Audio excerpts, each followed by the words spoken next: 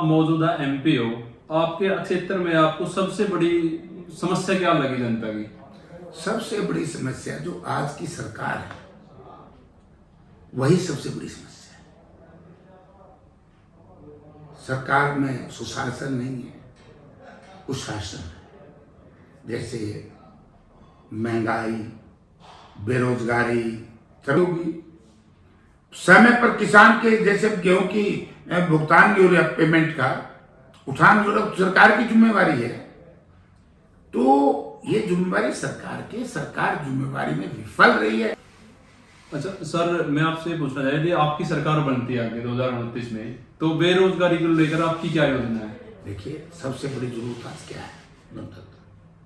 एक तो बाहर के लोगों की जो भर्ती हो रही है, एक इन्होंने HKRN एक ड्रामा किया और HKRN के माध्यम से हमारे बच्चों को भ्रमित किया।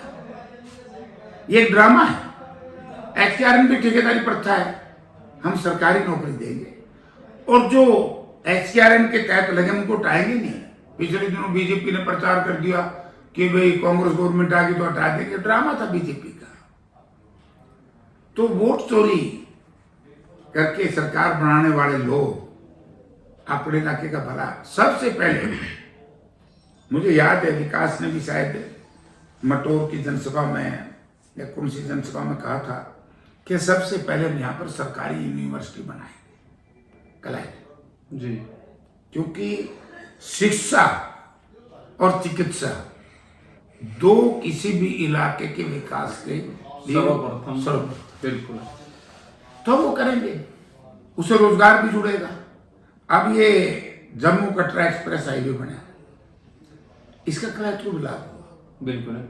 लेकिन मुझे आश्चर्य इस बात का, बीजेपी वाले को हमारा टाइम में बना। अरे भैया, टाइम में तारे में बना, प्लानिंग तो डॉक्टर आपके जो वर्कर बताए वो दबंग वर्कर बताए गए हैं। नहीं, दबंग नहीं है। हमारे जो वर्कर है कई लोग इसलिए हमसे परेशान हैं।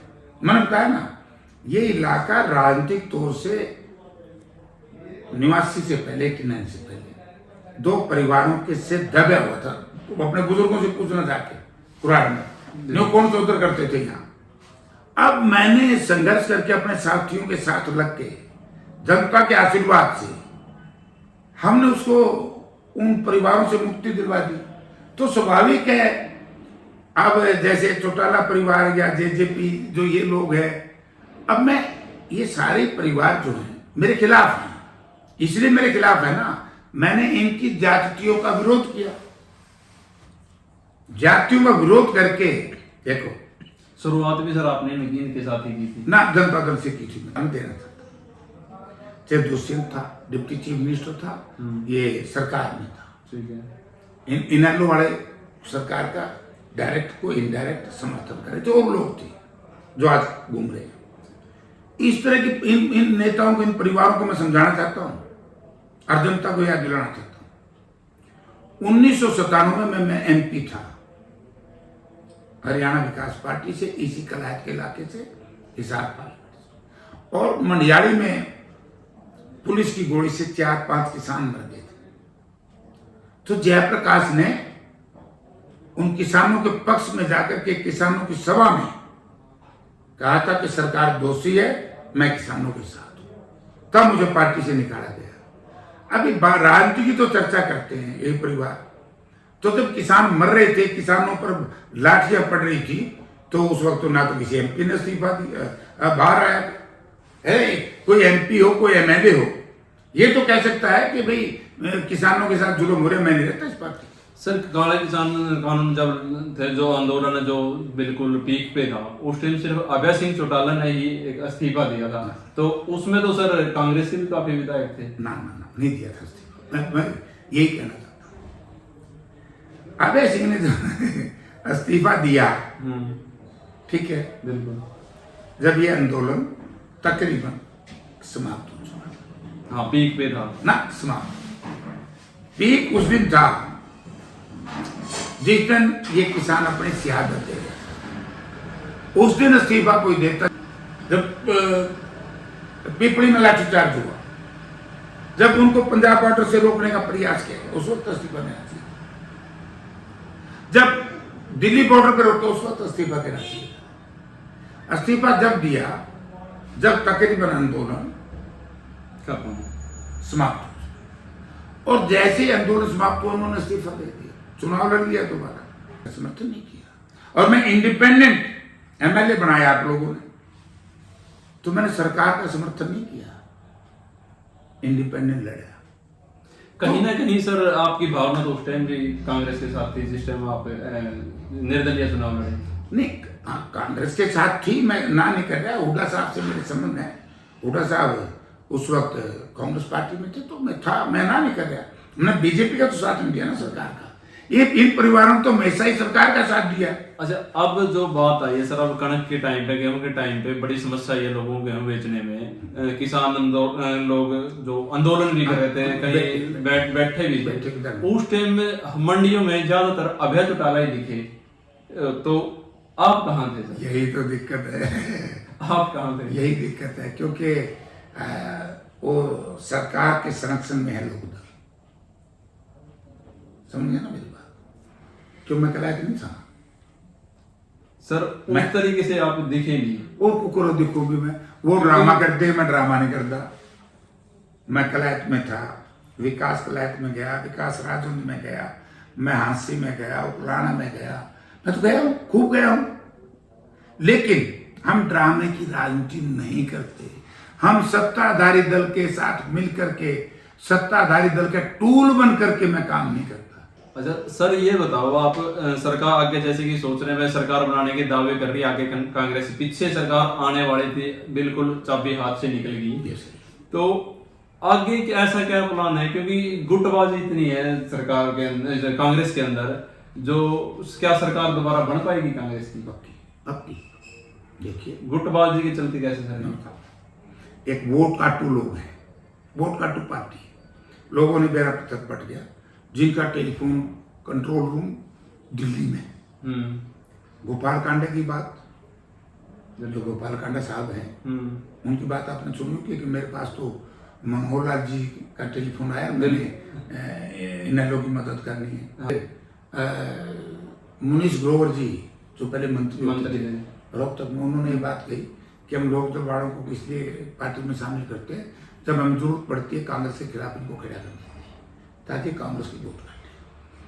अब राज्यसभा के चुनाव के समय अजय सिंह चौटाला का एक बयान आया कि भाई मनोहर लाल जी मुझे कह रहे थे कि आप राज्यसभा का चुनाव लड़ें, तो मनोहर लाल जी को क्यों टेलीफोन करते हैं? ये सोचने का विषय। ये वोट काटू लोग, और कुछ लोगों ने पिछले जो चुनाव गया ना अपना 24 का, इसमें तरह तरह के ड्रामे करके इंडिपेंडेंट करके कांग्रेस के वोट काटे। आपकी बात मैं समझ गया सर, आपने जो पूरा ठेकरा वोट काटू पार्टियों पे रख दिया। मैंने निर्दलीय पे भी रखा। अच्छा, जब आज मौके पे सर आपकी ही पार्टी का एक नेता सद्भावना यात्रा निकाल रहा है, और उसमें से आपकी ही पार्टी के दिग्गज नेता ये बोल रहे हैं कि एक निजी यात्रा है, और उस निजी यात्रा पे कल राहुल गांधी ने आके विराम लगा दिया। उसने सीधा सीधा ये बोला है कि हरियाणा कांग्रेस और सेंट्रल कांग्रेस और मैं इसके साथ हूं।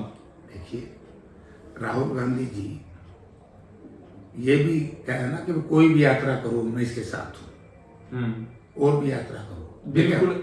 राहुल गांधी जी, कोई भी पार्टी का वर्कर ये कहेगा कि मैं यात्रा करना चाहता हूं तो कर लो भाई, किसी को क्या इतराज है?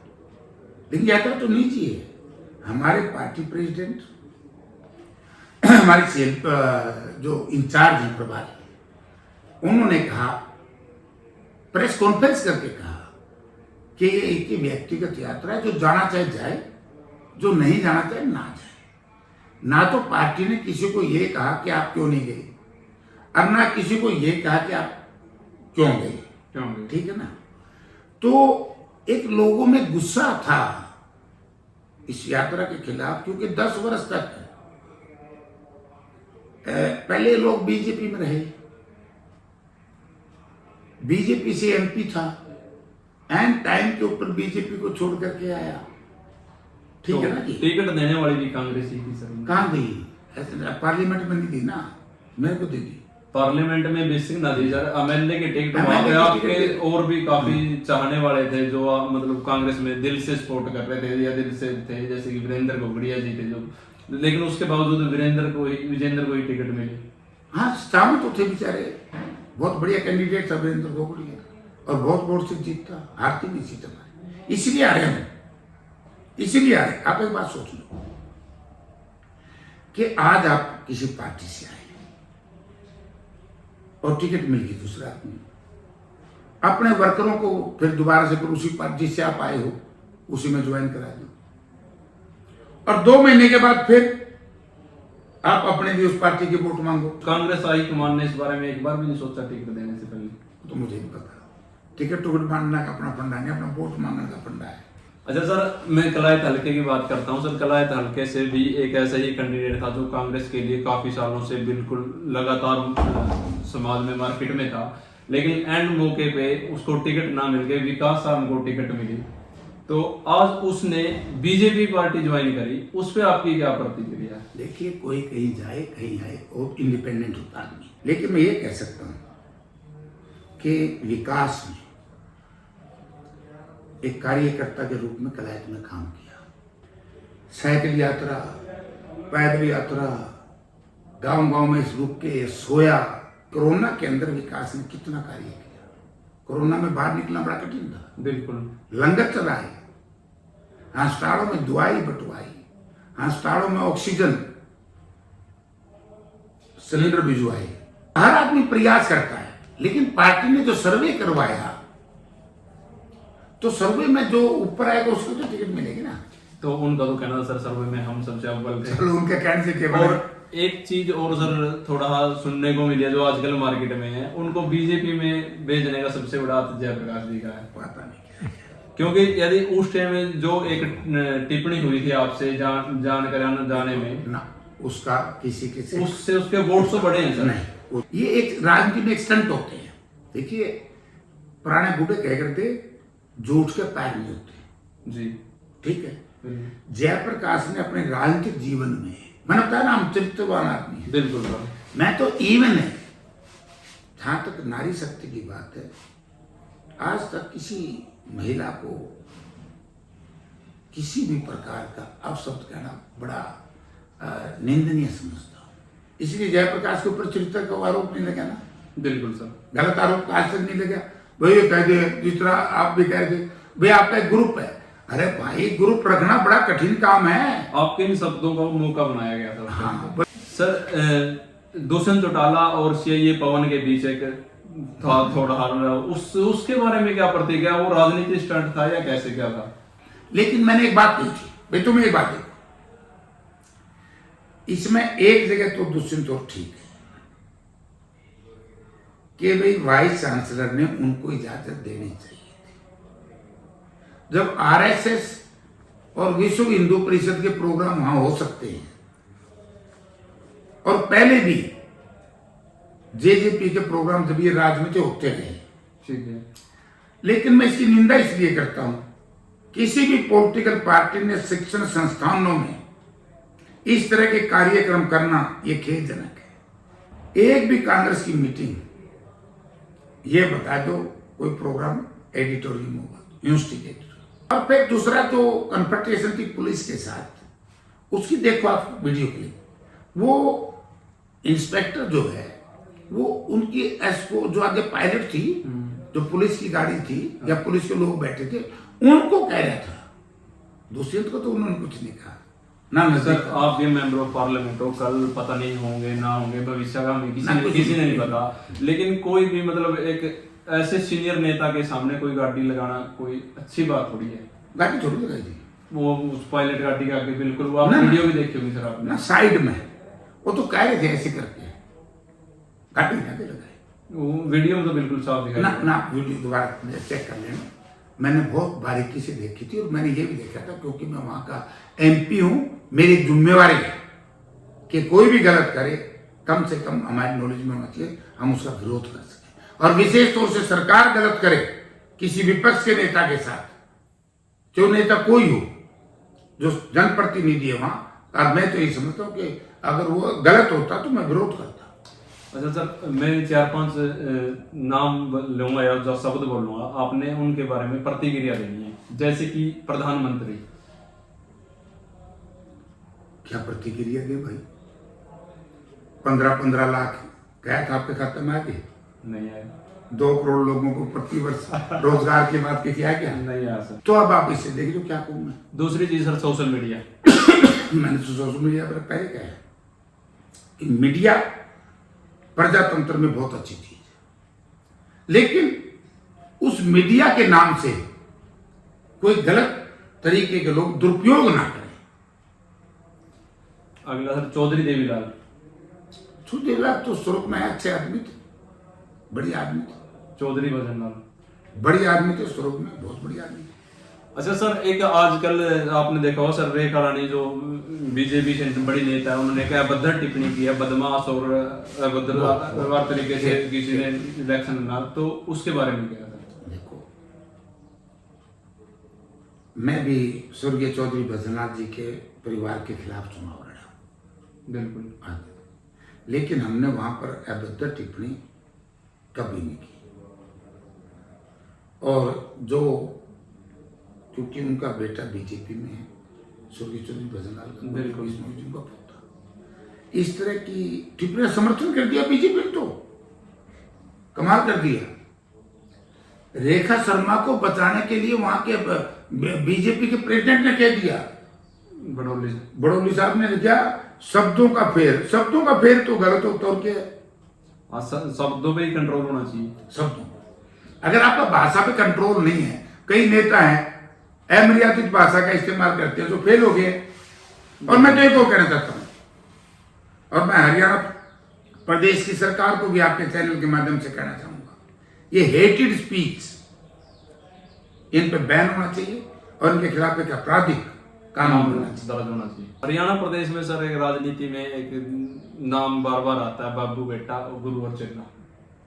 उसके बारे में सर आपकी क्या प्रतिक्रिया? बाबू बेटा भूपेंद्र सिंह हुड्डा, दीपेंद्र सिंह हुड्डा, और गुरु और चेला जस्सी पेटवाड़ और जयप्रकाश जी। देखिए, इसमें कोई दो राय नहीं कि भूपेंद्र सिंह हुड्डा हमारे बहुत सीनियर लीडर हैं और दीपेंद्र सिंह हुड्डा के पिताजी। लेकिन मैं आज ये कह सकता हूं कि दीपेंद्र सिंह हुड्डा आज 5वीं बार का सांसद, 4 बार लोकसभा में, 1 बार राज्यसभा में। और ये आप ये बताओ ईमानदारी से, क्या लोग उसको लाइक करते हैं? बिल्कुल करते हैं सर, तभी वो मौजूदा 5 बार। बिल्कुल है सर। तो उन्हें जोड़ना ठीक है, उनके पिताजी हैं, लेकिन वो इंडिपेंडेंट राजनीति करता है। जहां तक जस्सी का मेरा सवाल है, ना मैं उसका गुरु हूं, ना वो मेरा चेला है। जब मैं पार्लियामेंट का चुनाव लड़ रहा था, मैंने इस लड़के में टैलेंट देखी, जस्सी में, और मैंने देखा इसी कार्य प्रणाली कई वर्ष से गलत जगह फंसा हुआ था। उस गलत से निकल के जब कांग्रेस में आया, मैंने उसको कहा कि जस्सी, तू नेता बन सकता है, तेरे टैलेंट है, तू मेहनती है, संघर्षशील है, ईमानदार है, चरित्रवान है, तो बढ़िया राजनीति का। तो इसने मेहनत की। तो अब हमने इसे जब ये चुनाव लड़ रहा था, इसकी मदद करी। तो इसमें गुरु चेले वाली बात नहीं, ये टैलेंटेड है, हमारा नई अगली पीढ़ी का ये नेता है।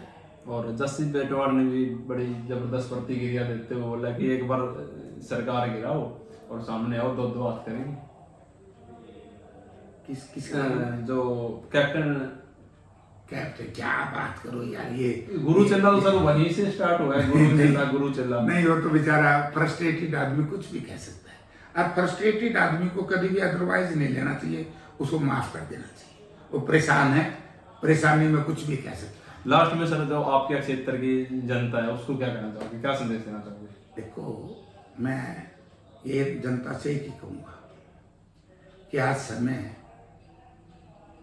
प्रॉपर नहीं है, महंगाई चरम सीमा पर है, कानून व्यवस्था की स्थिति चौपट हो चुकी है, बेरोजगारी चरम सीमा पर है। हमारे बच्चे रोजगार के लिए डोंकी के माध्यम से दूसरे देशों में जाते हैं, और दूसरे देशों में भी कई लोगों ने तो अपनी कुर्बानी बच्चों ने देनी पड़ी। आज विकास नाम की कोई चीज़ नहीं है।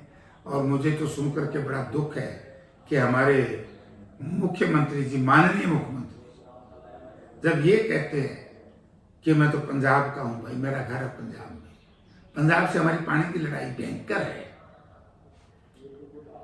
तो मैं तो पार्लियामेंट में मामला उठाया था कि ना तो आप कह रहे हो किसान की फसल की आय दुगनी करेंगे, ना तो आपने हमारे इलाके में कोई हाइडल प्रोजेक्ट लगाया, ना ही आपने कोई डैम बनाया। पंडित जवाहरलाल नेहरू ने एक डैम बनाया, भाखड़ा डैम, जिसकी वजह से हम कह रहे हैं कांग्रेस की देन है।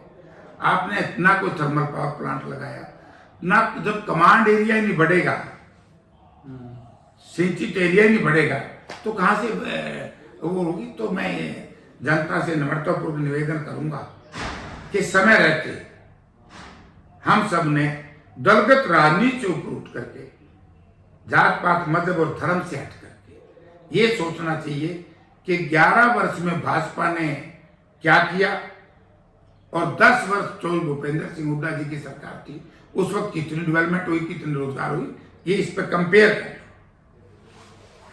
धन्यवाद सर, आपने आपका कीमती समय थैंक दिया। यू। और आप लोगों को यदि आपका इंटरव्यू बढ़िया लगे तो वीडियो को ज़्यादा से ज़्यादा लोगों तक शेयर करें और ऐसे ही दिग्गज नेताओं के इंटरव्यू के लिए अपने चैनल को सब्सक्राइब करें। तो राम राम।